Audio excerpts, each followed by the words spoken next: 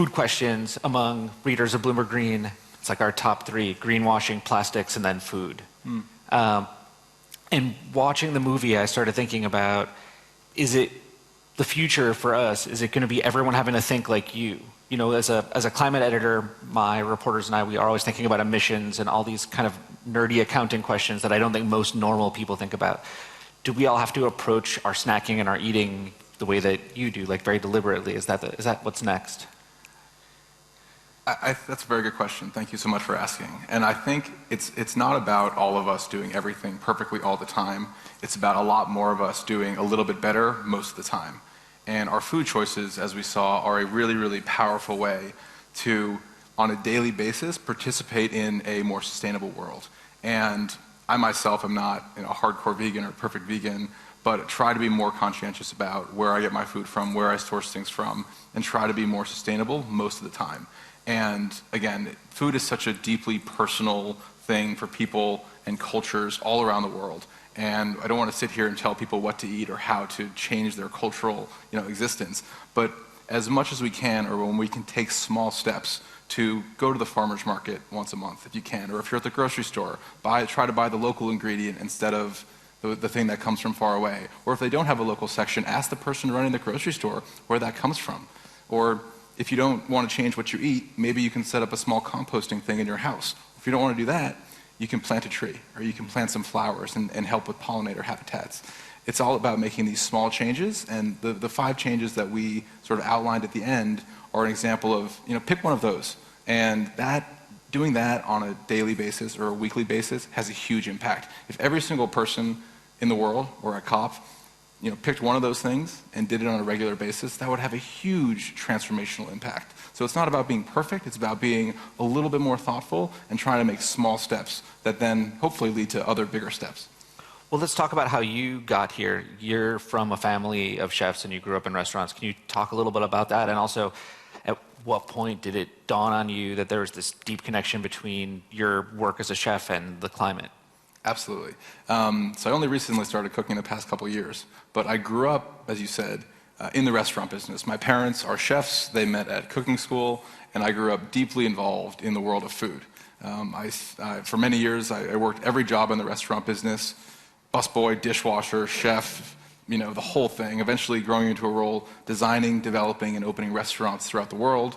I opened restaurants in Europe, throughout the Middle East, Asia, the Caribbean, and I thought I knew a thing or two about food, to be honest with you, but about 6 years ago, I was living and working in Abu Dhabi to open one of our restaurants, and I was there to train the staff and get everything up and running.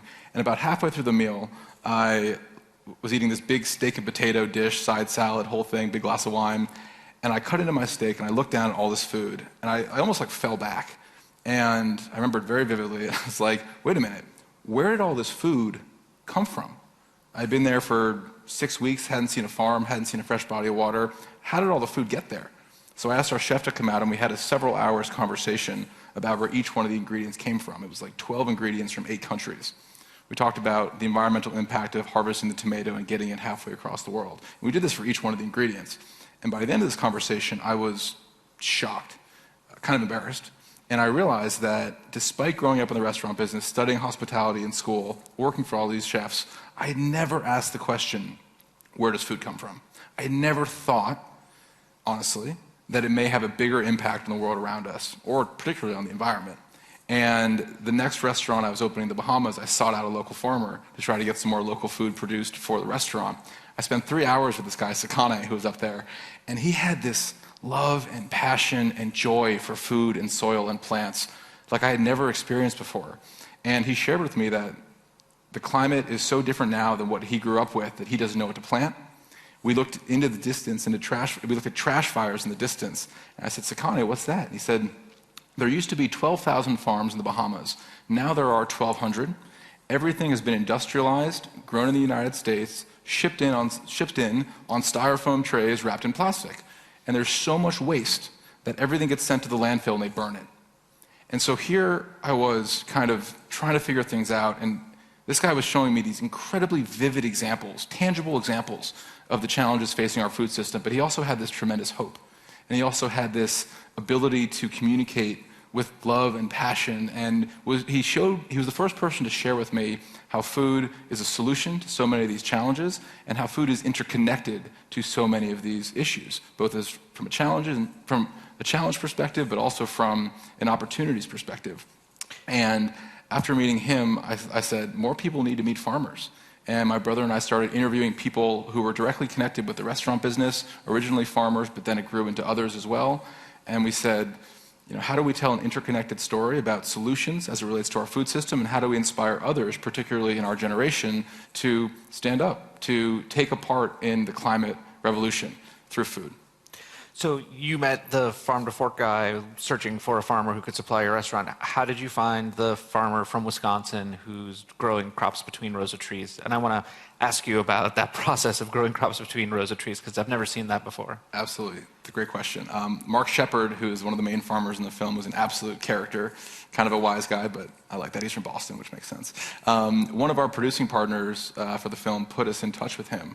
And I ended up having a call with him, kind of pitching our whole vision, and he totally got it. He's one of these guys, as you saw, who's been doing this for 30, 40, years, way before it was cool. It's kind of becoming cool now, thankfully.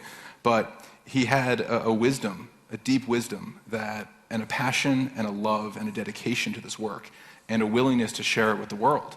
And we went and met with him the first time, and we spent 3 days on the farm, and I was just, again, blown away by his passion, his knowledge. This guy reads stacks of books on a monthly basis about ecology. So when you see him bending over and snapping off bits of asparagus, that's it? There's no cultivated rows the way that you would imagine it when you think of farm production? Correct. It's a very untraditional farm in the way that we think traditional farms look. We're used to seeing huge plots of corn, right? That's what most people think when they think farms, at least in the United States. But that's not the case in a lot of the world. A lot of the world still is smaller plots of smallholder farmers. And when you go there at first, even myself, the first time I was there, I was like, what is this place? I was like, where is everything? But his whole thing is, again, diversity. And instead of growing one thing on one piece of land, he grows 10 things, which he is able to harvest throughout the entire part of the year. And what that does is that builds resilience into his sort of sales model, and it builds, when you have a field that is all one thing, it is incredibly susceptible to bugs, because a bug comes and says, hey, look at this cornfield. Goes and tells his friend, they all come and they destroy the cornfield.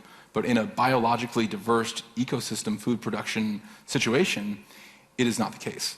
In that case, the whole system benefits from all of the different plants, and you're able to harvest multiple different things throughout the year, which helps improve biodiversity and resilience in the long term. So is that the definition of regenerative agriculture? Because it's something that we write about a lot. I see a lot of discussion of it, but how to define what the practice is has always been a little vague to me. So is that your best definition, like something that works in a cycle like that, where you can raise crops throughout the year? Absolutely. So there's a couple different versions of ecological farming, and a lot of the principles are based on indigenous practices that have been done for hundreds or thousands of years. There's regenerative agriculture, there's agroecology, there's a number of different things, but really what it's talking about is a system of farming practices and principles that, taken together, collectively enhance the carrying capacity of the land and the biodiversity through time. So philosophically, sort of what that means is making sure that the soil is covered with lots of grass, integrating lots of tree crops and shorter plants, integration of animals as well. And what you're doing is you're recreating or mimicking a natural ecosystem in the farm itself. And so the regeneration itself is when you have all of these different elements in the farm, collectively that system that mimics nature is ultimately drawing carbon through carbon sequestration, storing it down deep into the soil, which is where we need to keep it. So regenerative agriculture has a profoundly positive impact on the world around us. And the beautiful thing about regenerative agriculture as well is it represents an opportunity to shift our way of thinking as a society. Agriculture itself, I believe, is a powerful sort of symbol, very tangible symbol for the kind of shift that we need to have as a society. Right now, our agriculture system and the majority of our production systems are based on short-term, linear, profit motive.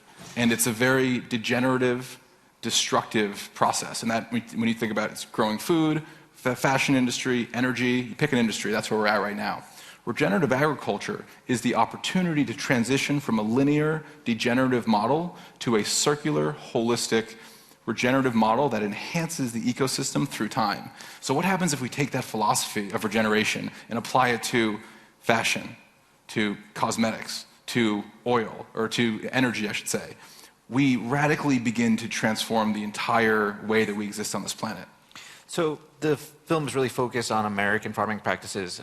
Are Americans exceptional in this regard in terms of some of the destructive things that we saw, or is it sort of fit in with what you see elsewhere in the world if you were to make this documentary about European practices? Or Absolutely. I mean, I would say America, unfortunately, has had an outsized impact on negative agriculture practices around the world. And we touch on it briefly vis-a-vis the Green Revolution, which happened around the 1970s. And we basically, the United States, created this large-scale industrial agricultural model based on petrochemicals, as we saw.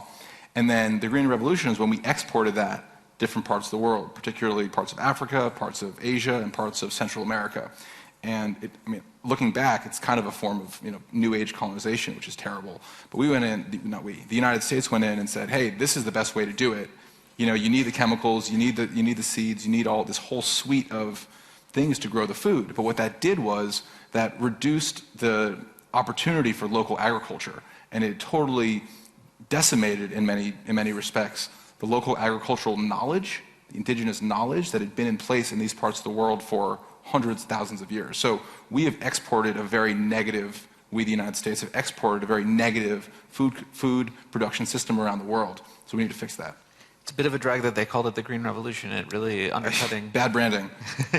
Well, I mean, there's so many solutions throughout your movie, but I'm curious what gives you anxiety. I mean, there are parts of watching this, the prospect of having to feed 10 billion people while also making the food system, less bad for the climate. It seems daunting. So, yeah, like, what keeps you up at night? What makes you worried? Well, as we saw in the film, we have the solutions right now. We don't need to tech our way out of this. It's not some faraway thing that we don't know how to do. We know how to fix agriculture. We know how to transition our land to regenerative ecosystems. For the past 30 years, there's been incredible examples of regeneration and restoration throughout the entire world, literally turning deserts into forests. We know how to do this, but we are not doing it at nearly large enough scale, and we're not doing it nearly fast enough, like not even close. So the fact that we know how to do it, the fact that we know how to grow perennial ecosystems that regenerate the earth, that grow healthy food for people, and that help with food security and resilience, we know how to do all of that, but we are not doing it anywhere near at the scale that we need to do it, and not nearly fast enough. So part of what we're trying to do here is raise systemic global awareness to put pressure on companies, politicians, and to inspire individuals to be part of the future of food by taking up small little actions like we outlined, eating more plants, reducing red meat, or if you do eat meat, thinking about where it's coming from instead of a CAFO model, so from a local grass-fed regenerative model, eating more plants, composting, planting flowers, and also asking politicians why they don't have a food policy. Every single politician that we elect, that we talk about, that we think about, should have a food policy. And we need to make that a front and center part of the discussion moving forward. So if you had the power to enact one policy that would change the food system, is there one solution you would start with? Sure. I'd go right to the top. I would look at the federal farm bill policy in the United States. The truth is that since the Nixon administration, the United States taxpayers have been federally subsidizing the growth of corn, soy, and wheat at a massive scale to the tune of, I don't know the exact number, but I think it's like hundreds of millions of dollars a year. That has had a directly negative impact on the ecosystems of the planet, on the health of the population of the United States and people around the world, and on issues of equity and food access. So if we took hundreds of millions of dollars a year, maybe billions, hundreds of millions of dollars a year, and we channeled that towards sustainable, regenerative, ecologically centered farms, we would radically transform the world that we live in. We would grow healthy food for folks, people of all communities. We would be able to build a food system that is incredibly resilient in the face of an ever-shifting climate, and we would be able to change the world that we live in a profound way. So we're spending the money already, just not in the right way. Correct. Well, we have just a couple minutes left, and if anyone in the audience has any questions for Oliver, please just raise your hand. Yep. Yeah.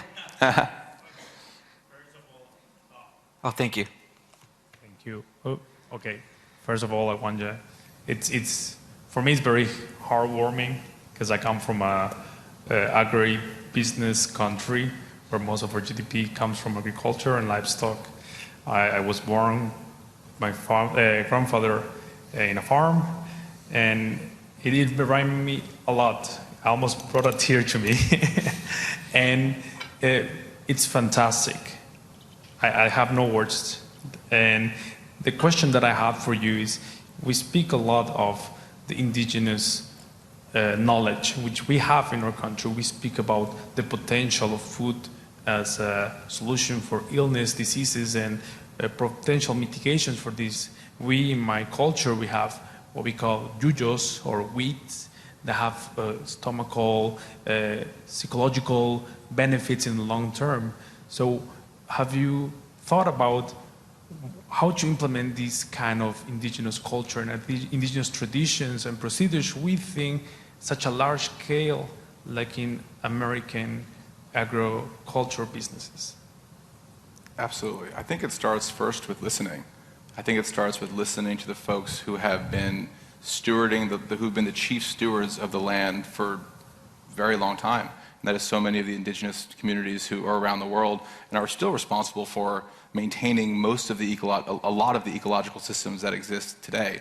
So I think it's about listening, understanding, respecting, and then combining ancient wisdom with modern technology to create the food system of the future. We have to understand that, and as we build the new food system, we have to realize that we're not starting from scratch. We just need to kind of go back, take a hard look at the last 70 years, realize we have not been doing things the right way. Go back and look at the tried and true agroecological ways of growing food in holistic, regenerative systems. And when we do that, like you said, we build resilience to climate change. We create healthy food for members of all community. We create more biodiversity, healthier air, and our food system can be probably the most transformational part of this world. And when people think more conscientiously about where our food comes from, how it grows, I believe deeply that that is one of the first steps to thinking more conscientiously about where we get all of our products from. I never thought about where my t-shirt came from before I started thinking about where food comes from. Where does the battery come from? How is the car made? I think it's this opener, this dialogue opener, eye-opener for people to start thinking more holistically. But it's got to be rooted in ancient wisdom and modern technology. Let's take a couple more questions, yes? I probably don't need the mic, I'm pretty loud. Thank you. So the entire film tugged at my heartstrings for many reasons. I was at the USDA under the Obama administration for both of his terms, so I also worked on the Farm Bill, on 2 different Farm Bills. I also had a disease, and I reversed my disease through food. So that's what I want to talk about a little bit. I'm also from the great state of Michigan, so I just love everything about this. But the woman in particular that talked about reversing her father's disease, I don't think there's enough communication around it, and there's such a disconnect between healing and reversing disease through food. And I think it's because, I'm pretty sure it's because the American diet, not globally, but the American diet really focuses heavily on meat. But what did you see while making this film around that sort of communication and how you viewed it personally? Because I do think there's a disconnect, and I'm just trying to better understand, the thought process behind kind of not just what she did, but we as a people, how we really perceive that. Absolutely. It's a wonderful question, and thank you for bringing that up. There's the famous saying, let food be thy medicine. You've probably heard the saying, it's been around for quite some time. And food was always the medicine up until the mid-70s, when we started to introduce glyphosate, one of the biggest pesticides on a large scale to ecological systems throughout the entire planet. And I think that was one of the biggest points of disconnection. And we have lost sight of, as a society, particularly as Americans, but I'll speak from the perspective of Americans, we have lost sight of the fact that food is medicine. And we have done such damage to our soils. You know, one of the things that I really came to learn and appreciate throughout making this film is the health of the human being is ultimately determined by the health of the soil. Everything that we eat and grow and wear, to a degree, comes from soil. And Mark says it perfectly: healthier soil, healthier plants, healthier animals, healthier people. And we have significantly been disconnected from that truth. And we have grown up in a system in the United States where you eat whatever you want, you drink whatever you want, you smoke whatever you want, and then Big Pharma gives you a pill to make the thing go away. But it never actually makes the thing go away. It just kind of numbs you and puts you on a Band-Aid exactly and keeps you in this reoccurring loop. So true freedom is about reclaiming our access to health. True freedom and true equity, I believe, is about reclaiming our access to health. And what that starts with is access to healthy food. And so that's why I think it's so important that we think about the large-scale transition of our agricultural model, but then also we think about localized food production systems throughout all communities of the entire world. We also have to educate kids. And one of the things that we did during COVID is we built a regenerative school farm in Santa Monica. I was able to convince the principal of the school. I said, look, we've been talking to all these experts for years, and every single one of them has said to us, we have to connect kids to food at a young age. It may sound cliche, but we created a regenerative school farm, and now every single child who goes to that school is out on the farm at least twice a week. And I've had, it's like, this gives me goosebumps. I have had multiple parents on multiple occasions, which suggests to me that it is a pattern, come up to us and say, thank you so much. My child never used to eat kale. Now they eat kale. My child never used to eat green beans. Now they eat green beans. And by the way, here's the compost, because they learned about compost in school and they wanted to do that, and now we're composting at home. And so it is a profoundly powerful act when we as human beings begin to reconnect to food and soil and plants and composting once again. When we realize that health starts from within. Health starts from whole food plants. Health is not some pill given to you by Big Pharma. Absolutely not. We need to get rid of that. We need to move in a new direction. And Lisa talks about that. You know, it's not about being, there's also in the United States, there's so many diets. You know, it's this, it's this, it's this, you don't eat this, you don't eat that, you do eat this, you don't eat that, and it's kind of ridiculous. But the main thing that Lisa talks about is, let's get more plants into our diet. Let's get more colors into our diet. It's very reminiscent of the Mediterranean diet, which is, you know, in blue zones throughout the world, it's where people live the longest and live the healthiest lives. And a lot of that is based on the Mediterranean-esque diet, which is a ton of plants. A little bit of meat here and there, a glass of wine, and it also has to do with the social relationships as well. It's about balance. But food is medicine. And part of why we want to do with this film is reintroduce that to people, but we also need an environment supported by policy that makes healthy food more readily available and accessible to people of all communities. Because it can't just be for certain communities, certain socioeconomic statuses. So it's got to be, we have to create a healthier environment and then educate people to be part of that solution as well. So I know we've blown past the time, but I have a feeling that if you want to ask Oliver more questions, we can take it outside. So everyone, a round of applause for Oliver and his film again. Thank you so much. Thank you.